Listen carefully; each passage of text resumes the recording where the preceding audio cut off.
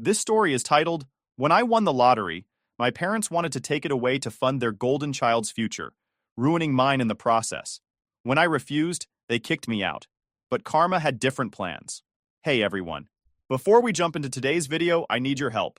We've noticed the channel is losing some traction, and subscribing is one of the best ways you can support us. It's quick, free, and it helps us keep bringing you awesome content. Your support means the world. Let's keep this channel growing together. Thanks so much. Now let's start the video. What's up, guys? I never thought I'd be writing something like this, but my life has taken a turn that feels straight out of a bad sitcom, and I need to get this off my chest. Bear with me. So, growing up, I always felt like an afterthought in my own family. My parents had two kids, me, Daniel, 28 male, and my younger brother Ryan, 22 male. From the very beginning, it was clear Ryan was their favorite. Actually, favorite doesn't even cut it. They treated him like royalty while I was more like background noise. It wasn't just little things like who got the last cookie. It was everything. I remember when I graduated high school, I got a $50 bill and a card with "We're so proud of you" scribbled inside. 2 years later, Ryan got a fully loaded car as a "You're doing so great" gift. Never mind that I was already working part-time jobs to pay for community college while Ryan lounged around at home. I'll admit, for a long time I tried to let it slide. Told myself it was just the way things were. When I finally moved out last year, I thought I was breaking free. It felt like the start of something new, like I could finally build a life where I didn't have to compete for scraps of attention. And for a while, it was good. Quiet, but good. Then, out of nowhere, they called me up one night. I remember it vividly.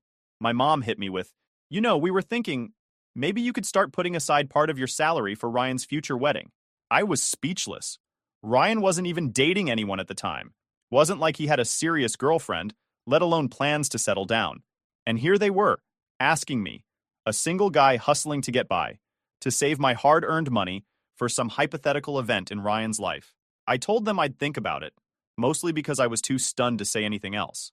But apparently, even that wasn't good enough. A few days later, my dad called me. No preamble, no small talk. He just jumped straight into it. He said he'd heard I was hesitant about the wedding fund, and that he was disappointed in me. "You've always been so selfish," he said. I mean, selfish? After everything I'd done to support them, to be the responsible one, to try to earn their approval? It was like a switch flipped in my brain. That was the moment I realized the truth I'd been avoiding my whole life. I'd never really mattered to them. No matter how much I gave, it would never be enough. They didn't see me as their son, not in the same way they saw him. To them, I was just there, the extra, the backup plan. And honestly, that realization hurt more than I can even put into words. Anyway, my life up until that point had been a grind, plain and simple.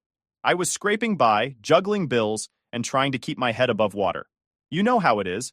Paycheck to paycheck, crossing your fingers that nothing major breaks because you can't afford to fix it. I wasn't bitter about it or anything. It was just life, and I figured that's how most people get by. No handouts, no shortcuts, just putting in the work and hoping things eventually get easier. I didn't have much, but what I had, I'd earned. Then, out of nowhere, the impossible happened. One random Tuesday night, I'm sitting in my tiny apartment, eating ramen and half watching some trashy reality show, when I remembered I had a lottery ticket I'd bought on a whim a few days before. I don't usually play, but I'd been at the gas station, and something about the big jackpot sign caught my eye. Why not, right? So, I pulled the crumpled ticket out of my jacket pocket and decided to check it. And holy crap. My brain couldn't process what I was seeing. I didn't just win a little. This wasn't one of those dinky $50 scratcher wins where you get excited and then realize it barely covers your gas money. No, this was the real deal. $500,000, $500,000. I remember staring at the ticket, convinced I'd made some kind of mistake. My heart was pounding so hard I thought I might actually pass out. My palms were so sweaty I had to put the ticket down because I was afraid I'd smudge the numbers. I checked the numbers again and again, about 10 times just to be sure. And every single time they matched. It didn't feel real. It felt like a glitch in the universe. My brain was a mess, half shouting, "This can't be happening!" and half trying to figure out what the hell to do next. For a moment, I just sat there, staring at the ticket like it might catch fire in my hand, or $500,000. That was more money than I'd ever seen in my entire life, more money than I ever thought I'd have.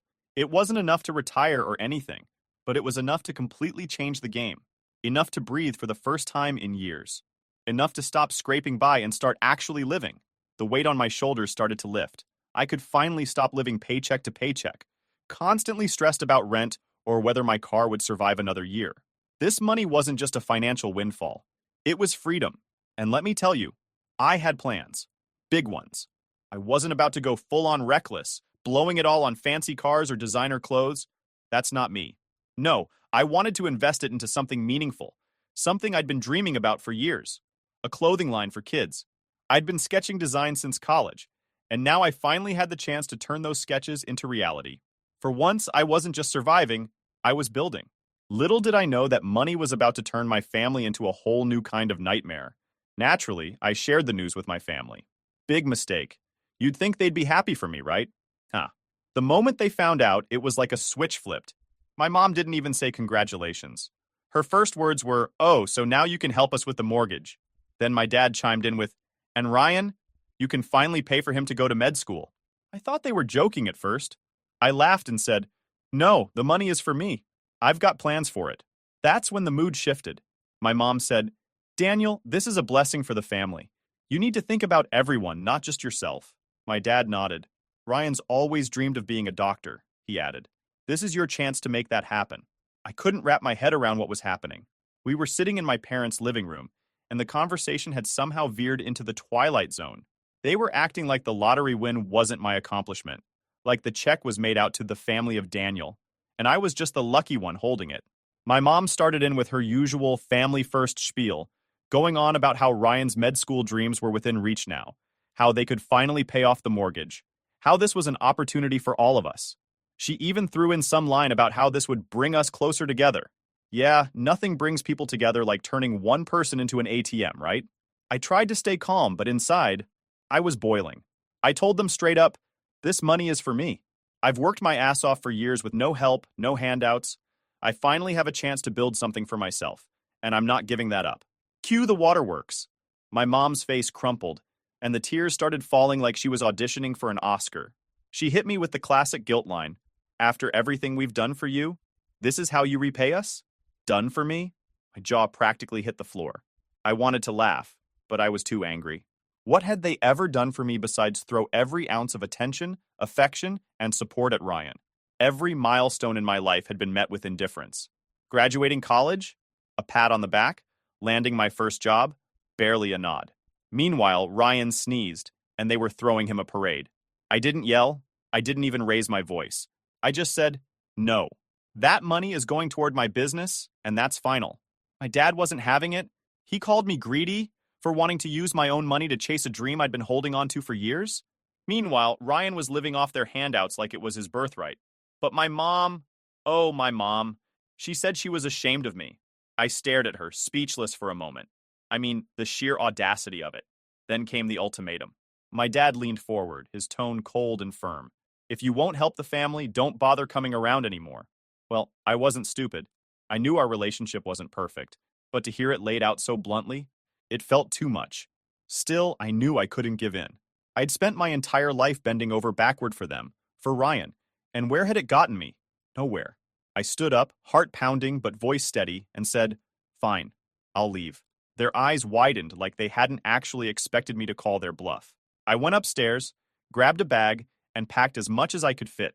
Clothes, personal stuff, a few keepsakes, whatever I could carry. My mom was crying in the hallway, mumbling something about how I was breaking up the family. My dad didn't say a word, just watched me with this disappointed glare, like I was the one ruining everything. I walked out the door that night and didn't look back. My new apartment was tiny, just one room, a kitchenette, and a bathroom that barely fit a shower. But it was mine. No guilt, no manipulation, no constant pressure to sacrifice myself for someone else's dreams. It wasn't much, but it felt like freedom. About a month later, they tried again. My mom called, all sweetness and light, acting like nothing had happened. She asked how I was doing and if I'd thought any more about helping the family. When I told her the answer was still no, she lost it. She said I was abandoning them, that Ryan deserved this chance more than anyone, and that I'd regret being so cold-hearted. Then Ryan started texting me. He didn't even try to hide his entitlement. "Bro, I need you to come through for me. Med school is expensive, and you're in a position to help. You know I'd do the same for you." I stared at that text for a good 5 minutes before laughing. I texted back, "You've never done anything for me, Ryan. Why should I sacrifice everything for you now? His response? Wow, didn't know you were this petty. I was petty for wanting to keep the money I'd won, to build something for myself after years of being overlooked. It was almost funny the way they twisted everything to make me the bad guy. Almost. I thought blocking their numbers would give me some peace, but my family doesn't understand boundaries. It started small. Subtle moves meant to corner me into submission. My aunt showed up unannounced at my boutique, acting like she was just in the neighborhood. She browsed for a bit, complimenting my work, and then casually brought up Ryan. He's under so much pressure, Daniel, she said, picking up a kid's hoodie like we were discussing the weather. If you just help with his tuition, I know it would mean the world to your parents. And to him. I smiled tightly and thanked her for stopping by. That night, she called me a disgrace to the family in a Facebook post, which conveniently left out the part where I refused to be guilt-tripped. My parents weren't far behind. My mom made a grand show of accidentally leaving a family group chat open on her tablet during Sunday lunch at a relative's house. I wasn't there, of course, but I heard about it later. Apparently, the chat included messages about my lottery win, calling it a blessing for us all. My uncle told me she even zoomed in on the part where Ryan had added, "Daniel's lucky he's in a position to step up for his family." Then came the wedding stunt. My mom and dad decided to throw an elaborate engagement dinner for a family friend and conveniently didn't invite me. I didn't find out until a neighbor congratulated me on Ryan's generous sponsorship of the event. Turns out they'd publicly announced that I had offered to cover the costs as a show of family unity. The entitlement didn't stop there. One day, I arrived home to find a gift basket on my doorstep. At first, I thought it was a sweet gesture from a client, but the note inside quickly cleared that up. A little something to thank you in advance for your generosity with Ryan's education fund. We're so proud of you, Daniel. Love, Mom and Dad. I threw the basket in the trash. The next week, my dad cornered me at my boutique, clipboard in hand. He had a full budget proposal for Ryan's master's program, down to the last cent. It's not just about the tuition, he explained, his tone businesslike, as if we were negotiating a loan. Ryan will need living expenses, study materials, travel costs. We don't want him distracted by money while he's pursuing his dream. My patience snapped. No, I said, cutting him off mid-sentence. This isn't a family crowdfunding event. The answer is no. His expression darkened, and he left without another word. 2 days later, I got a letter from a lawyer. It wasn't a lawsuit, thankfully, but it was a formal request signed by my parents, asking me to consider a voluntary family financial agreement to support Ryan's education and help pay off their mortgage. The audacity of it floored me. Still, the most outrageous moment came when my mom orchestrated what she called a family intervention. She roped in an old pastor from our community who visited me at my boutique with Ryan in tow. The pastor opened with a prayer about unity and sacrifice. Ryan just sat there, nodding solemnly as if he were a saint instead of a freeloading disaster. When the pastor finished, my mom said, "Daniel, this is your chance to be a true blessing to your family." I couldn't even respond. I just walked away, leaving them standing there, bewildered. That evening, I changed the locks at my boutique. Meanwhile, my business was thriving. Orders were coming in, and for the first time in years, I felt like I was building something that truly mattered. But even with every success, I couldn't fully escape their shadow. It wasn't just their audacity. It was the way they truly believed I owed them everything. Not a loan, not a favor, but my entire future. Still, I reminded myself, I'd worked for this. I'd earned this. And I wasn't about to let them take it away. But my family wasn't done yet. About a month later, I was closing up the boutique when I heard a knock on the glass door. It was late, and I wasn't expecting anyone. I turned and froze when I saw my mom standing there, red-faced and clearly upset. Against my better judgment, I walked over and unlocked the door. "Mom, what are you doing here?" I asked. She stepped inside, wiping her eyes. "Daniel, I need to talk to you, please. It's not about money. It's about family." I crossed my arms and leaned against the counter, skeptical. "Okay, what's going on?" She hesitated, looking like she was trying to find the right words. Then she blurted out, "It's Ryan. He's in trouble." I wasn't expecting that. What kind of trouble? He's been arrested. The police raided his apartment and found stolen credit cards. He's been using them to buy expensive clothes, electronics, nights out. They're charging him with fraud. I closed my eyes for a moment, letting it sink in. Of course, Ryan had managed to land himself in something like this. I should have seen it coming. "And now you're here because you want me to fix it," I said. She flinched, like I'd slapped her. "We need your help. His bail is $15,000, and we don't have it. We can't afford a lawyer either. Please, Daniel, he's your brother. You can't let him go to jail? I stared at her, trying to process everything. Part of me wanted to laugh in disbelief. The other part wanted to scream. Do you hear yourself? I said, my voice rising. After everything you've put me through, you show up now, when he's in trouble, and expect me to fix it? She clasped her hands together, her eyes desperate. It's not like that, Daniel. He's your brother. He needs you. I shook my head, pacing behind the counter. He doesn't need me. He needs to take responsibility for his actions.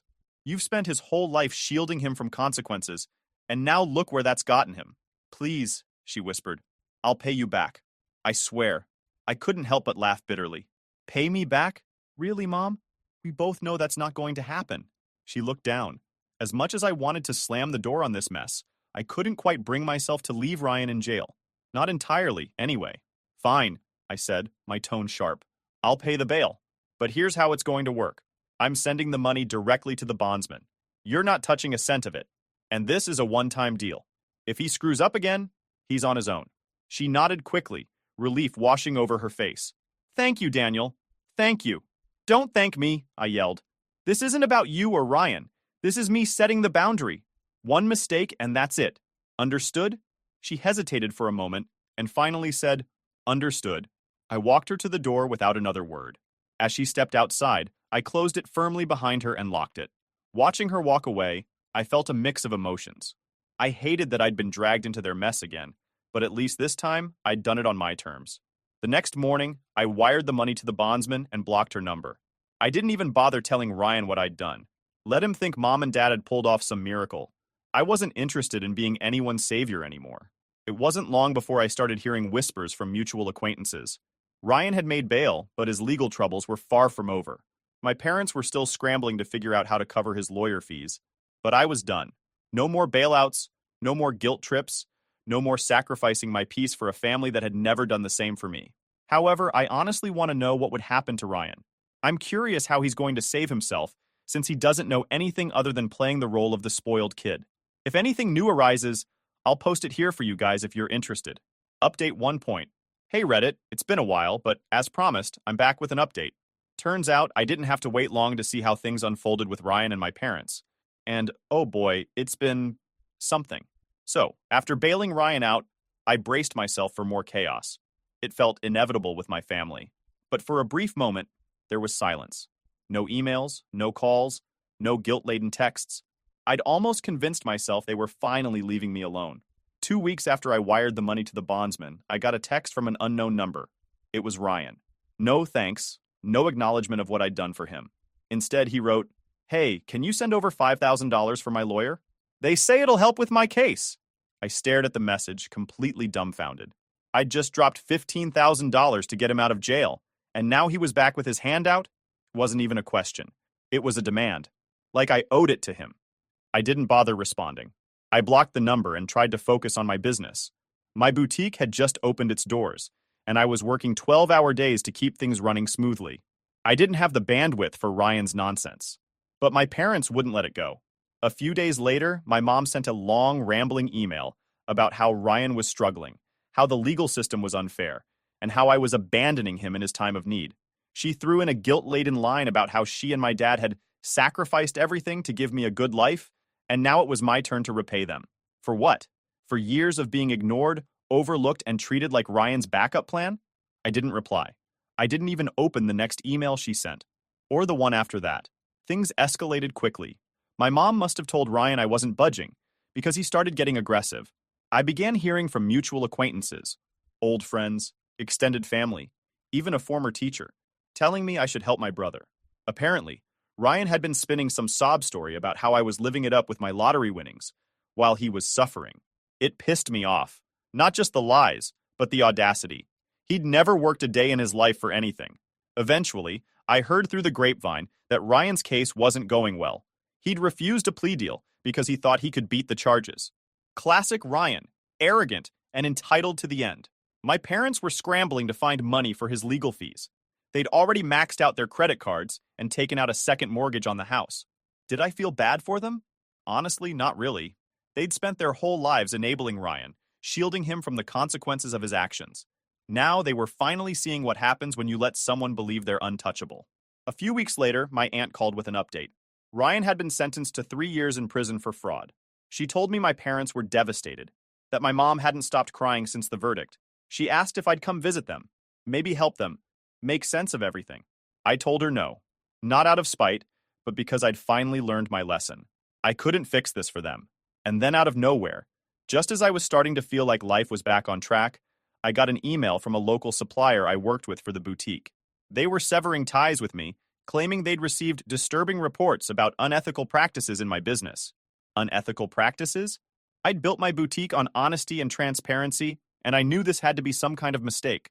I spent the next few days chasing down answers, only to discover the real culprit behind the smear campaign: Ryan. Apparently, he'd been pulling strings from prison, feeding lies to suppliers, and even leaving fake reviews online to tarnish my reputation. A mutual acquaintance who still talked to my parents let it slip that Ryan blamed me for his downfall.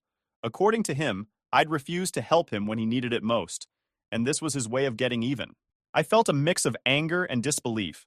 After everything he'd done, stealing from our family, taking advantage of my parents, and ending up in prison because of his own choices, he still thought he was the victim. And now, he wanted to drag me down with him? The thing is, Ryan underestimated me. He thought I'd crumble under pressure, that I'd fold the way I used to whenever my parents asked me to be the bigger person. Not this time. I'd worked too hard to let him ruin what I'd built. Here where I am right now. I think Ryan had made his move. Now it was my turn? Or do you think I should stay silent? Final update, dot. What's up, everyone? It's Daniel, and I'm back with an update. And yeah, it's a wild one. Remember when I told you how Ryan wasn't content with just wrecking his own life, so he decided to take a shot at mine too? Well, here's the thing. When you come for me, you better be ready for what's coming back. Let me tell you how I turned the tables on him. I contacted my lawyer and laid out everything. Emails, reviews, even the whispers I'd heard from mutual acquaintances. It wasn't long before we had enough to prove what he was doing. I sent a cease and desist letter to his prison and worked with the suppliers to clear my name. Some of them even apologized, realizing they'd been manipulated. It wasn't easy bouncing back from the hit to my reputation, but every victory felt sweeter knowing I'd fought for it myself. After Ryan was sentenced, I thought the nightmare was over. The calls didn't just continue, they got louder. The messages, guilt-laden and accusatory, piled up like debris from a storm I couldn't escape. My mom led the charge with her typical dramatic flair. Every voicemail was a symphony of sniffles and trembling words. Do you even care what this has done to us? The house feels so empty without Ryan. We barely sleep, Daniel. She painted herself as the martyr, throwing in the occasional jab for good measure. You're punishing us for mistakes that weren't even that serious. Then my dad jumped in. His tone was colder, sharper. No theatrics, just straight-up anger. Family is family, he said in one message. You don't turn your back on us, Daniel. One day you'll regret what you're doing. All for what? Boutique? You think that makes you better than us? It didn't sting the way it used to. What hit me instead was the realization that they still didn't get it. I wasn't their son in their eyes. I was their last resort, their fixer, and now that Ryan couldn't play the golden child anymore, they were determined to squeeze me dry. I was so tired with all that shut. About a month after Ryan's sentencing, I was starting to feel like things were finally settling down. Then, one morning, I opened my mailbox and found a letter with a prison return address. My chest tightened when I saw Ryan's name scrawled on the envelope. At first, I considered throwing it straight in the trash. What could he possibly have to say that I hadn't already heard? Apologies laced with manipulation? A sob story designed to guilt me into sending him money? I was done with all of it. But something about that letter tugged at me. Whatever it was, I opened it. It started with a weak attempt at small talk. I hope this letter finds you well, but quickly got to the point. Ryan admitted he'd spent a lot of time thinking about what he'd done, not just to himself, but to me. He didn't try to justify his actions or shift the blame like he usually did. Instead, he laid it all out in stark honesty. I've been jealous of you my whole life, he wrote. I know it might not have looked like it on the surface, but I've always felt like you were everything I wasn't. You were the one with ambition, the one who actually built something for yourself. Mom and Dad might have coddled me, but I always knew they were prouder of you, and I hated it. Reading that stopped me cold. For years, I'd believed Ryan thought he was untouchable, the golden child who could do no wrong. Hearing that he'd secretly envied me all along was like someone flipping a switch. It didn't erase the pain he'd caused, but it made me see him in a different light. Ryan went on to confess that his jealousy had driven everything he'd done to hurt me. When you wouldn't bail me out, It felt like proof that I was worthless, he wrote. Instead of looking in the mirror and fixing myself, I lashed out at you. I thought if I could knock you down, it would make me feel better about my own failures. But all it did was ruin both of us. He even addressed the sabotage. I know you know what I did to your business. I wanted to watch you fall, but seeing how you bounced back, it just reminded me of what I've never been able to do. I'm sorry, Daniel. I know that doesn't fix anything, but I needed you to know. The letter was raw in a way I wasn't used to from Ryan. He didn't ask for anything. Not forgiveness, not money, not even a response. He ended by saying he was working on himself, trying to understand why he'd made the choices he did. I don't expect you to ever want a relationship with me again, he wrote, but I wanted to tell you the truth, for once. When I finished reading, I just sat there, staring at the letter. I'd spent so much of my life angry at Ryan, frustrated by the way he manipulated everyone around him, hurt me, and always got away with it. This was the first time he'd taken any kind of responsibility for his actions. And while I wasn't ready to forgive him, I couldn't ignore the honesty in his words. I thought about everything he'd said for days. Part of me wanted to crumple the letter and toss it, to move on and never look back. But another part of me felt, I don't know, not sympathy exactly, but a flicker of understanding. Ryan was a mess, but maybe, just maybe, he was starting to see that for himself. I haven't decided if I'll write back. For now, the letter is sitting in my desk drawer, a reminder of how deep wounds can go, and how sometimes even the people who've hurt you the most are battling demons of their own. I'm not sure where this will go, or if it'll go anywhere at all. But for the first time, Ryan feels like less of a villain in my story and more like a cautionary tale.